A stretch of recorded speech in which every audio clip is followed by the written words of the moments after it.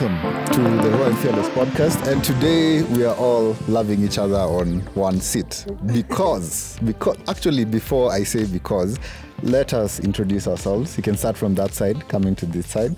And today I asked Bato a question. I want to see Hope how she'll answer that same question. And the question is, you can still give me your answer since you had already told me off camera.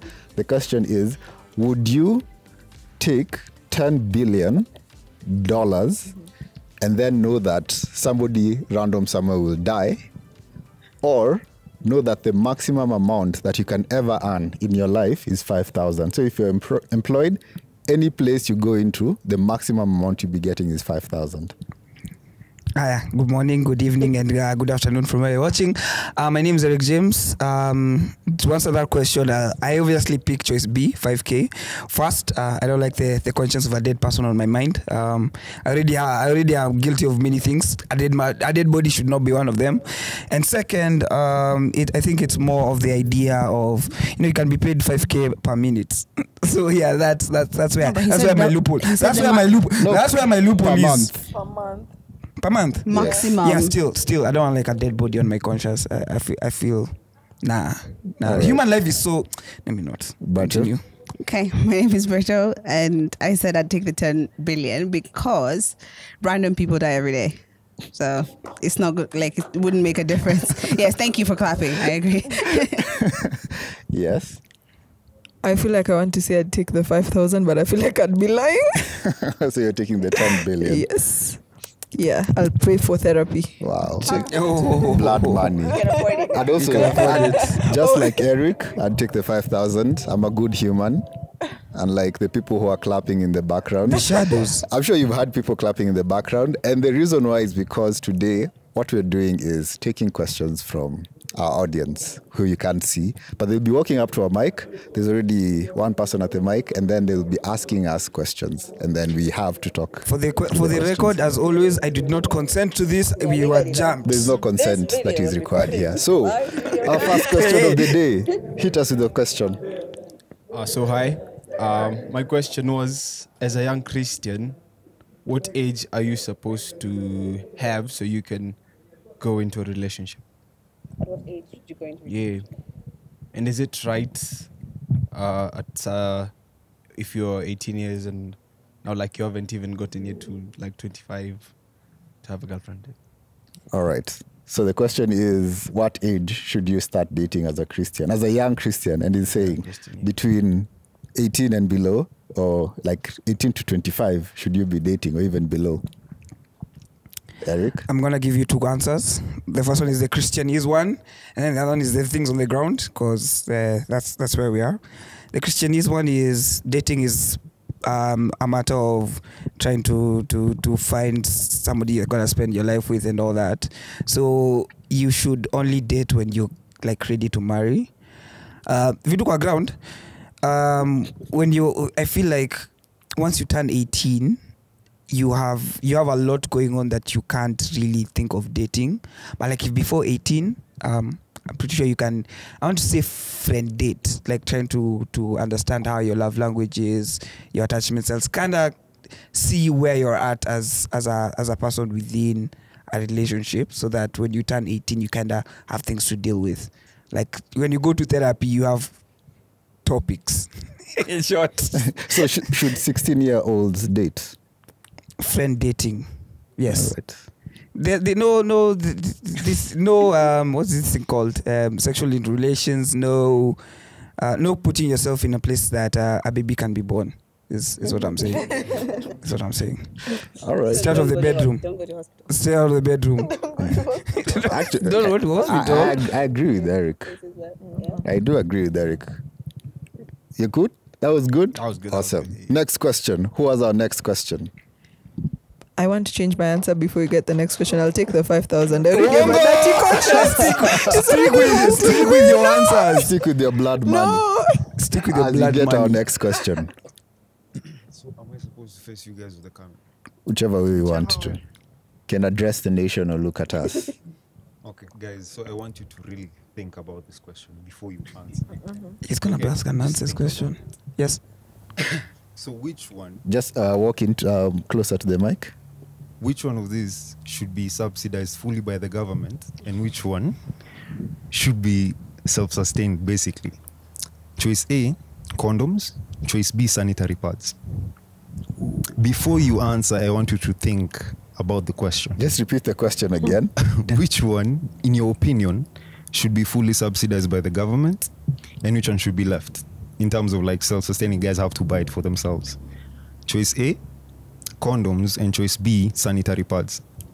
Can I answer? Like, I don't even need to think about it. For me, it's sanitary pads. Why? The reason why is sanitary pads is essential. It's not a choice that the Yes. ladies are making Exactly. to undergo menstruation and all, right? Okay. Condoms, on the other hand, you want to do it. So Why are that's you a having choice sex you're if you're making. not wanting a baby in the first Exactly. place? So why would we reduce the prices of condoms and not the prices of sanitary pads? That's me. I don't know what the other people think.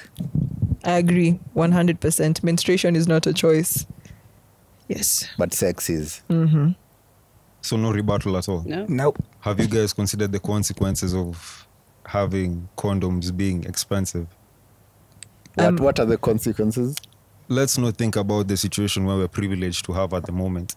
Let's think about the village settings where people just randomly have sex because they can. Imagine the number of illegitimate children that could be born. Imagine the number of disease. AIDS could come back as a thing. So That's a choice. There's still it's still a choice, consequences but I'm talking about like current reality of where we live. Like that's not a consideration at all for you guys. There's already. Just perfect I don't situation, understand how guys should this not is have even sex. a question. Like, it's No, so but hard. there's already consequences of not having access to sanitary pads. Like right now in this current stage. A lot of women get infections. Yes. And look at even the prices of seeing a reproductive health doctor. I thought it was Do you going to be a good think? question. Do you think you're speaking from a point of privilege How so? as a man? As a man, No, definitely. But They were put him on the spot. no, definitely. But I'm just like, the consequences should be something you consider or think about, which you guys didn't. But anyway, fine. do you we not did. want to buy condoms? Is that what? Is that the message being pushed? No. I Do was you here to achieve ask a condoms? question. Well, So let me ask. But I don't trust the government with based on condoms. you, to everyone else, could- also, could- to everyone else, which setting should condoms be used? That's a question I think I'd want to understand. You answer first. What? No, it's a question I've asked. Uh-huh. Then I'll give you my response Okay. at the end. What's the question? Which setting should condoms be used? should and how they're used are two different things. Should, fine. You can, huh? Should and how? Like you said, they're two different things. So say both perspectives. Okay. Where should they be used and where are they used? Okay. Oh, I answer. Yes. This is from my own thinking. Like condoms should be used, from married couples who aren't ready to get a kid and still want to, experience each other and all that. But currently they're used by anyone who wants to have sex, basically. Like in the village settings, even out here. But yeah. You want a more Family elaborate planning, answer that's on the that? only point that it should be used. Yeah, I feel like if condoms are then subsidized, then the government is sending a message that encourages promiscuity, I think. So, yeah, I would. You breathed out heavily. Respond. I just don't ignore reality. That's my thing. But anyway, it's fine. Hope. But okay, I agree with what she says. Condom should be used for family planning. But I feel like what you're saying, that you don't ignore reality, but you're already ignoring reality of what women have to bear every single day. You're assuming I picked a choice. I didn't. I was just echoing for you guys. But you've said you don't ignore reality, saying that we kind of ignore reality. Yeah. Cause okay, maybe I'm saying that's how I felt. Because you guys just answered right off the cuff. Yeah. Yeah. The question that if condoms are to be reduced, like in terms of price and all, what I feel it will encourage, it's like saying, because a lot of people are using cocaine, then we should make it legal. We should. Because why I'm using that It's a good energy extreme boost. example, Oh my gosh. why I'm using that extreme example, Please, the it's because if it's a vice, and it's being used a lot, does it mean that now we make it easier for people to access it? That's fair. Yeah, so that's how I'm looking at it. Thank you for answering my question. Thank you for asking the question. That was good. That was a good one. Yeah, except Damn. from Eric saying that Don't do likes drugs, cocaine. kids. Unless they're clean drugs. We don't endorse this. All right. Next question. Yay. But we usually feels like I want to attack her all the time. Always. The last time we talked, you said that it's okay for you to like you wouldn't date a broke man. And Yeah. Bro, like you have to let this go. we're Do still you know, on like this will haunt me for the rest of my life. I literally It's on have the internet people now, come forever. up to me and quote that. I don't like it. It's not all I'm about. So do you still stand by that? What? You wouldn't date a broke man. I didn't say that.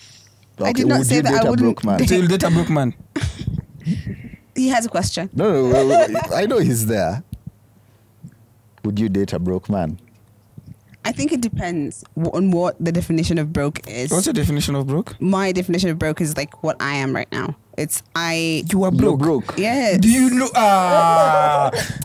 Listen, Look at the shoes listen, you're shut wearing. up. No, Q, oh my, why, Eric, lift your leg. why have so you that we why have you made it your life's mission to embarrass me? Yeah, Like I don't get that. broke. Yeah, so like what I am right now, like you're currently building for something. Like I wouldn't say I'm wealthy, But you're I'm building materials. into like that's what I'm saying. That's Like, not as long as like yes, you're working towards something. Like I know what I want to do and I want to achieve, and I'm already on that path. Then yes, that makes sense to me. But if it's just like a lazy bum, no. All right. So financially, if they're not okay financially, you're okay with that, meaning that they have no job. Yeah. Meaning that they have no job. This is I said this last time as well. Like I feel like you need to prove that you're responsible for yourself first before you can invite someone else So to your having life, a job into your life. shows that you're responsible. It shows an element of responsibility because you're taking care of at the very least your own needs. Hope, what do you think about that? You do want to be dragged into He's been this? standing there for. He's here. Can we wait one more minute? What's the question? What do you think about what Beto has said? Like, having a job shows a sense of responsibility. To some extent. So, Yes. I know you're dating, but would you date a broke man? No. Damn. It means our brother out there. He got money. He got money. Yeah, let's go to Baraka. We'll mag you. Yes. So,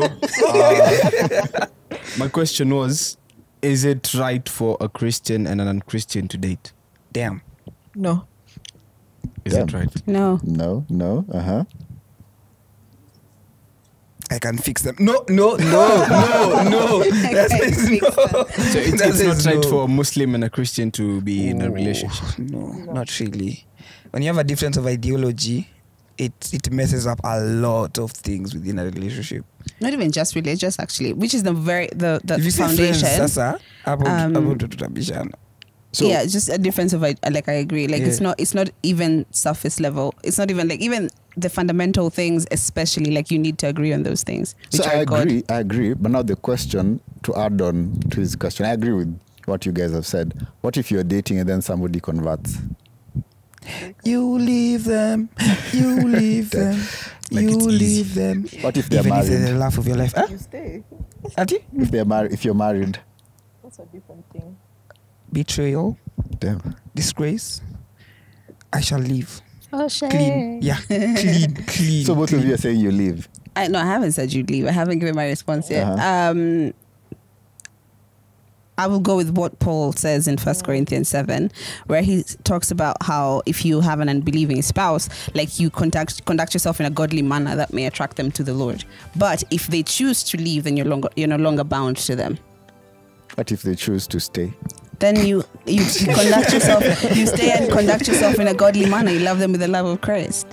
If they're telling you that your God is not real, Like imagine your husband turns to a It would be Buddhist. a horrible experience. But then, like, I feel like that's what we're called to do. We're not called to easy lives as Christians.